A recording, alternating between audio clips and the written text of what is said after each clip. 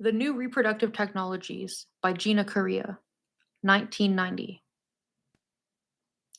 The new reproductive technologies represent an escalation of violence against women, a violence camouflaged behind medical terms.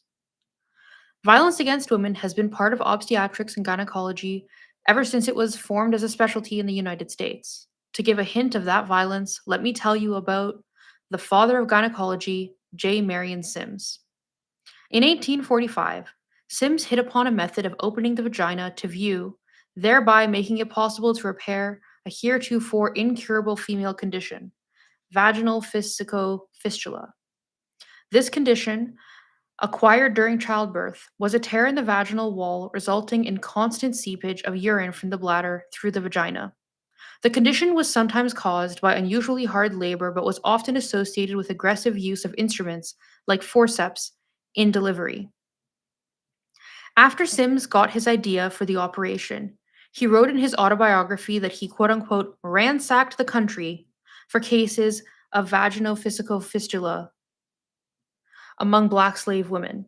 He made a deal with the owners of these women that allowed him to experiment on them.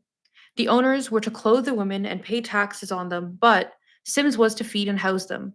He kept the women in a building behind his home, a building he called a hospital. He acquired several women in this way and kept them in his hospital for 4 years, during which time he performed up to 30 operations on each, entirely without anesthesia. Anesthesia, though just beginning to be used by Dr. James Simpson in Scotland, was unknown to US doctors. The operations he performed on his experimental subjects, Sims wrote, were, quote, so tedious and at the same time so painful that none but a woman could have borne them, end quote. After several years filled with unsuccessful attempts to devise an operation to repair the vaginal tears, Sims found himself in an embarrassing situation. His biographer, Dr. Seal Harris, explains, quote, socially, the whole business was becoming a marked liability, for all kinds of whispers were beginning to circulate around town. Dark rumors that it was a terrible thing for Sims to be allowed to keep on using human beings as experimental animals for his unproven surgical theories, end quote. Dr. Harris argues that the slave women were willing experimental subjects, that they clamored for the operations, that the suffering caused them by their condition was so great that they would go through any torture if it helped promise of a cure.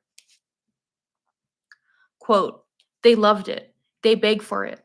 When we cut them and torture them, we're giving them what they want, end quote.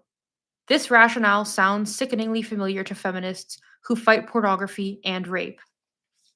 After Sims did succeed in performing his operation, he was ready to perform it on paying white middle class women. But at that time, anesthesia was still not available. The white women, who had to endure the already perfected operation only one time, not 30, often cried out to Sims to stop in the middle of the operation. Even though they were women, they could not endure the pain. Yet they too suffered from the ailment just as the black slave women had. Why weren't they, like the slave women, prepared to go through any torture or in order to be relieved of their condition?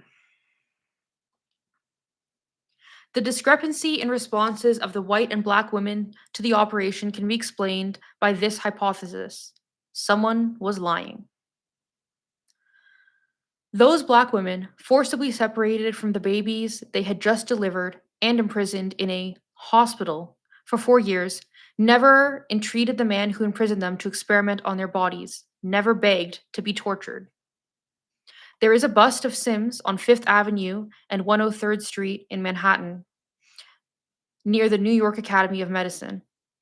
In 1978, the Medical University of South Carolina established a chair in honor of Dr. Sims, who practiced surgical violence against women, and here I've described only is his opening gambit, remains a respected figure in US medicine. Since the days of Father Sims, we have had operations to remove ovaries in order to cure ovarian mania, a disease, essentially female sexuality, we don't hear too much about these days. We have unnecessary hysterectomies, a continuing scandal. We have prophylactic mastectomies that entail cutting off healthy breasts on the ground that someday they might become unhealthy. There are no prophylactic removal of testicles. We have unnecessary cesarean sections, again, a scandal. We have experimentation on us with brutal contraceptives like Depo-Provera and drugs like diethyl stabilistrol, DES. A few of the many books that provide documentation are Diana Scully, 1980, Janice Raymond, 1978, Michelle Harrison, 1982, Boston Women's Health Collective, 1984, Gena Corea, 1977, 1980, Barbara Seaman and Gideon Seaman, 1977. This kind of violence against women is escalating with the new reproductive technologies. Under these technologies, I include in vitro fertilization, IVF, the test tube baby procedure. That entails pumping a woman full of hormones so that she will release more than the usual number of eggs from the ovary, placing her under general anesthesia, usually, and sucking her eggs out, fertilizing the eggs in a dish, and when she is kneeling on a gynecological table, her head down by her hands and her rear end pointing upward, inserting the embryo through her vagina and into her uterus. It sounds simple. In fact, it is a complicated procedure that rarely works. Embryo flushing is another of the new reproductive technologies. You artificially inseminate the woman, flush the embryo out of her, and then insert the embryo into another woman. That's done in cows. A couple of brothers who worked on cows for 7 years figured it was time to move on to women. So they started a company to do that. Their procedure is highly experimental. Only 2 births have resulted from it. Sex predetermination, that is, predetermining the sex of a child, is also one of the new reproductive technologies. Surrogate motherhood could be used with the embryo flushing technique, or with in vitro fertilization, or with sex predetermination. Many combinations of the different technologies are possible. Before discussing the violence of the new reproductive technologies, let me point out briefly that these technologies were not developed out of a compassion for infertile women, nor are they just for the infertile. They will eventually affect the vast majority of women. A pattern has emerged in the spread of new reproductive technology. When it is introduced, it is presented as something for a small portion of women in certain groups. But then, quickly, physicians expand the indications for the technology so that it is used on a large proportion, or even the majority, of women. For example, in obstetrics, electronic fetal monitoring was introduced for use on women judged to be at high risk of obstetrical complications. But now, in many industrialized countries, it is used on most birthing women. The same pattern is evident with ultrasound, amniocentesis, cesarean section, and genetic testing and counseling. It is likely that this pattern will emerge with newer technologies such as IVF, egg donation, sex predetermination, and embryo evaluation. IVF, for example, was originally purposed for use on a small group of women, those whose infertility was caused by blocked or absent fallopian tubes. But physicians quickly extended the indications for IVF so that now even fertile women are among IVF candidates. These are women married to men with low sperm counts. Instead of physicians saying, maybe there's a terrific hormone out there we could inject into men to see if we could raise the sperm count, they operate on women's bodies.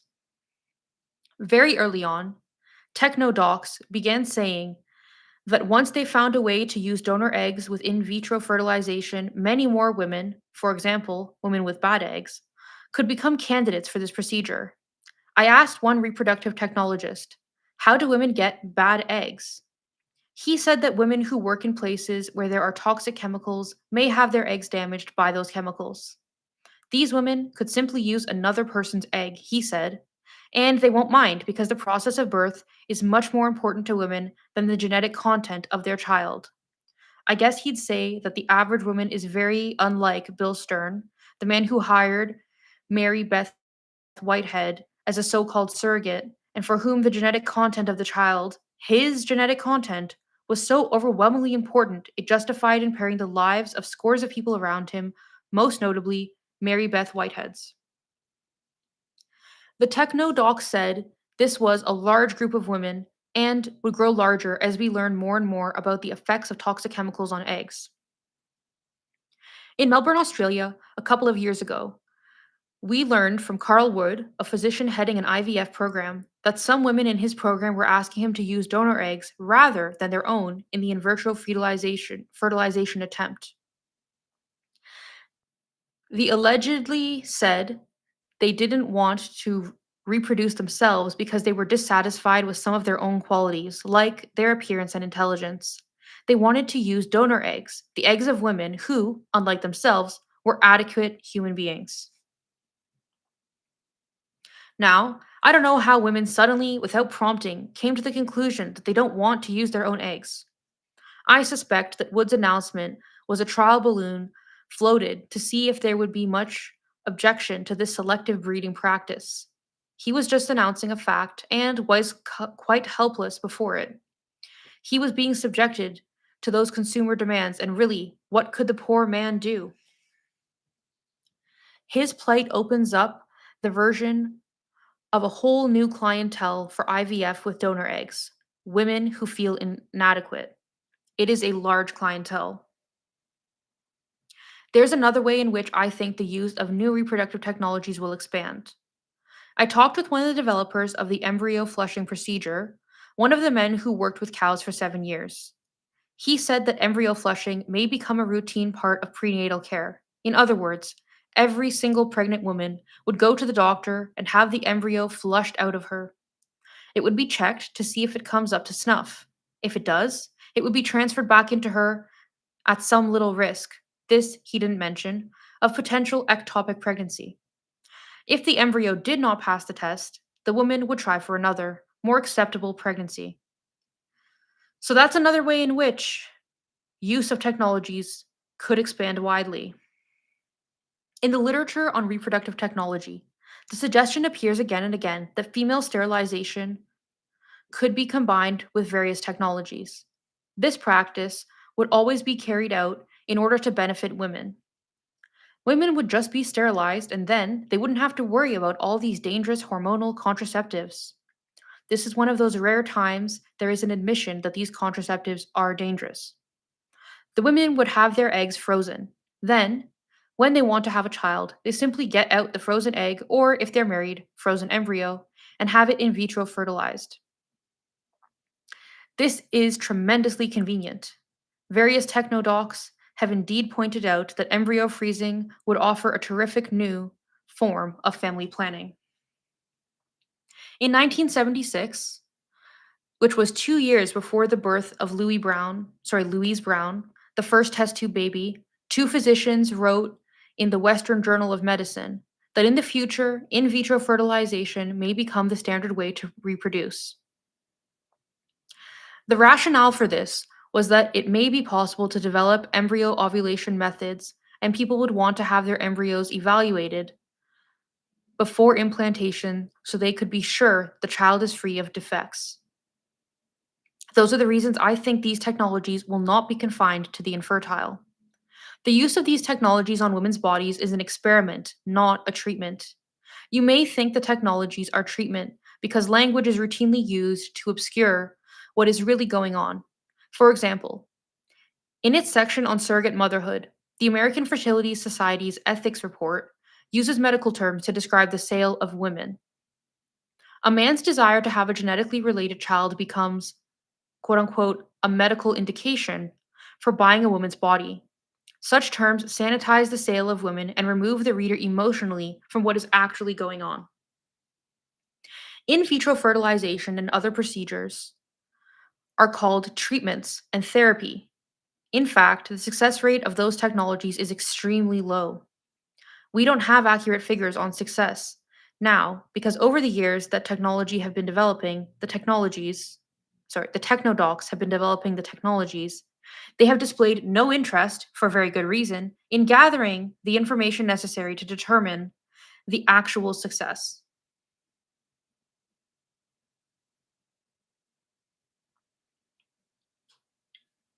Medical writer Susan Ince and I did a survey of all the in vitro fertilization clinics in the United States for the Medical Tribune in the spring of 1985, and for the first time exposed routine deception in the reporting of IVF success. Briefly, we found that half the clinics in the country had never produced even one test tube baby. Despite that, they were claiming high success rates, some as high as 25%. They could do that because they were in total control of the definition of success. No uniform definition exists. Any clinic can define success in any way it wants. Clinics don't define it in terms of live births, which is the way many women entering the clinic would think. 20% success rate? That means I have 20% chance of coming away with a baby. It doesn't mean that at all. One of the definitions of success was, quote, percentage of pregnancies per laparoscopy, end quote. The operation performed in order to suck eggs out of the ovary. But the fact that there's a pregnancy doesn't mean that there will be a birth. When it is a chemical pregnancy, as many are, that simply means that there is a slight elevation in the level of hormones present during pregnancy. There will be no baby. Some techno docs count that as quote unquote success, knowing that there will be no baby. There are many, many tricks with the statistics to make it look as though a clinic is successful. IVF clinic directors explained the tricks to us when we interviewed them. They were telling on each other.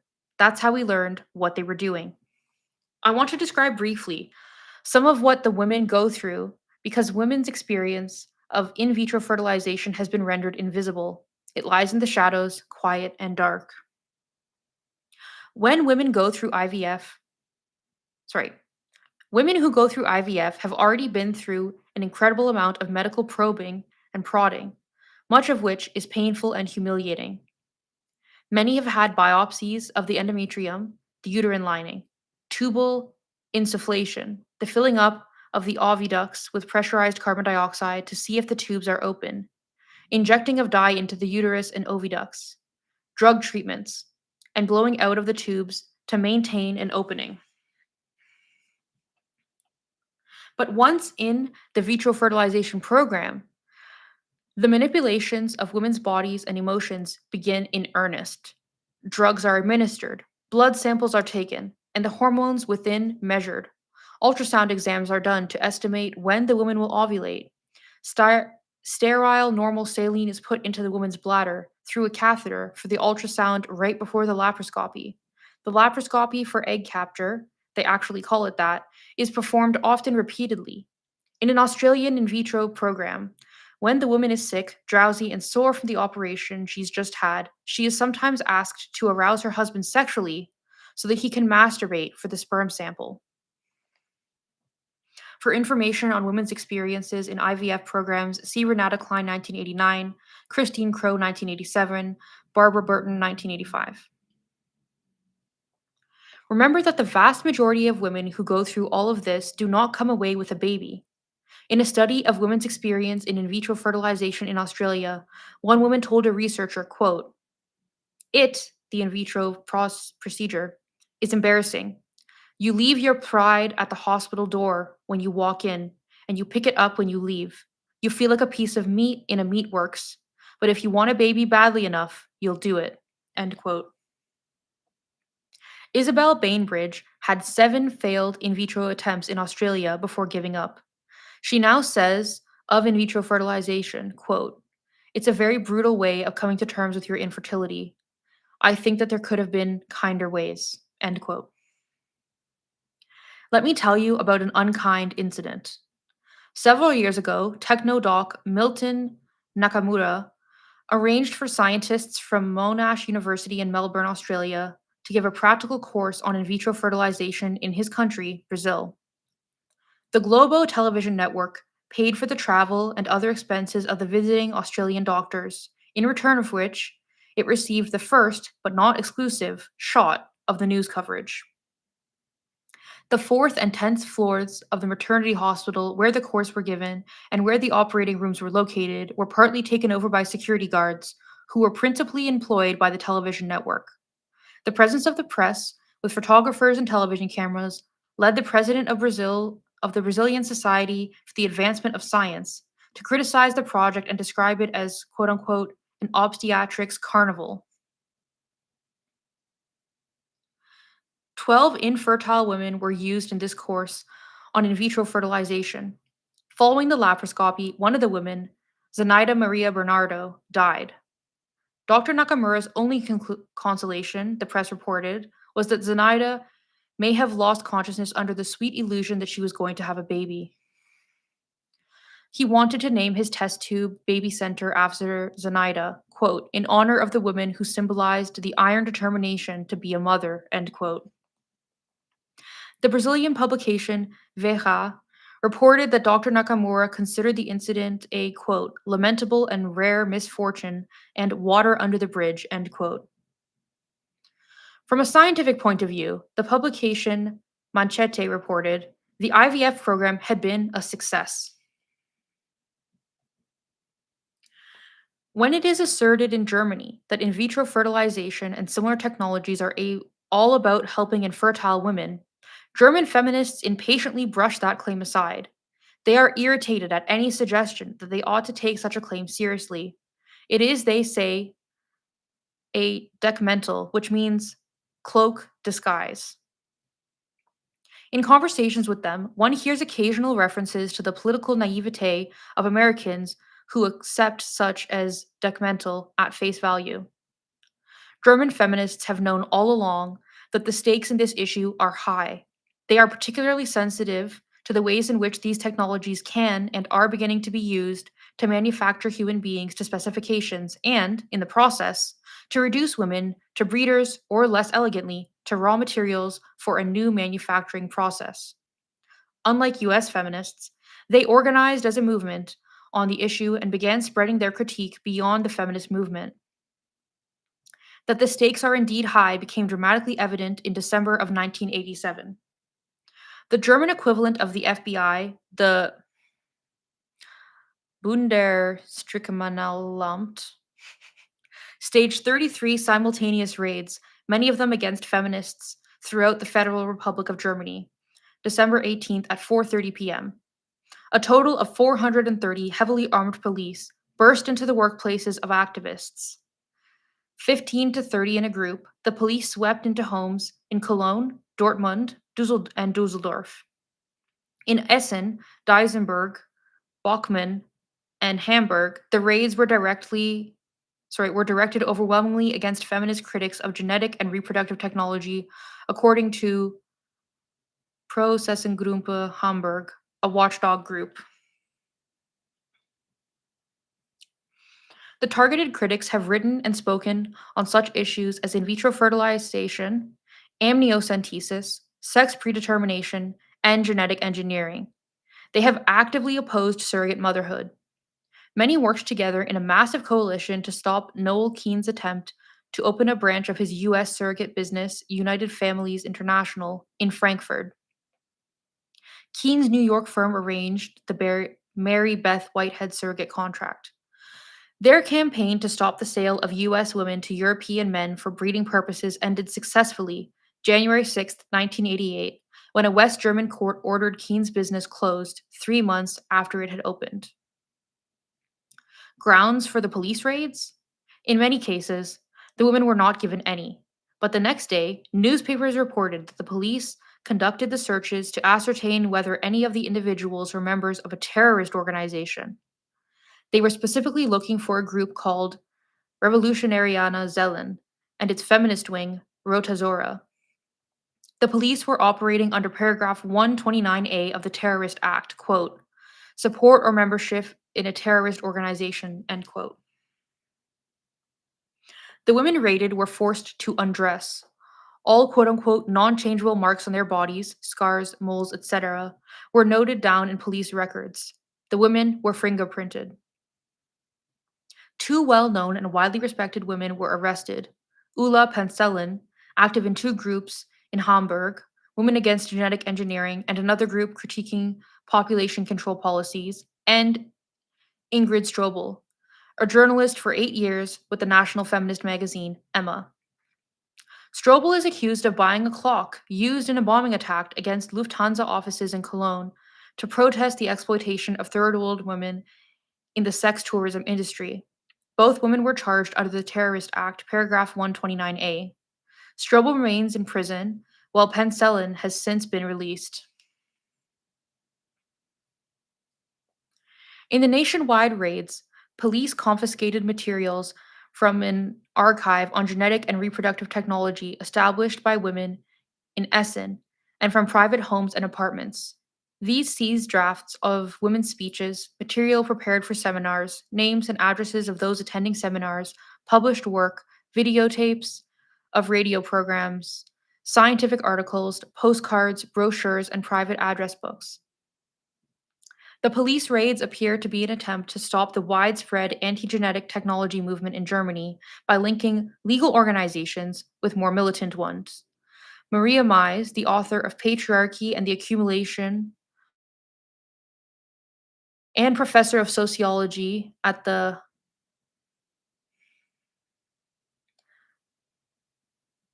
Fachhochschule in Cologne, tell me in a telephone interview from her phone, from her home, quote, no concrete accusation or crime was being investigated, she pointed out.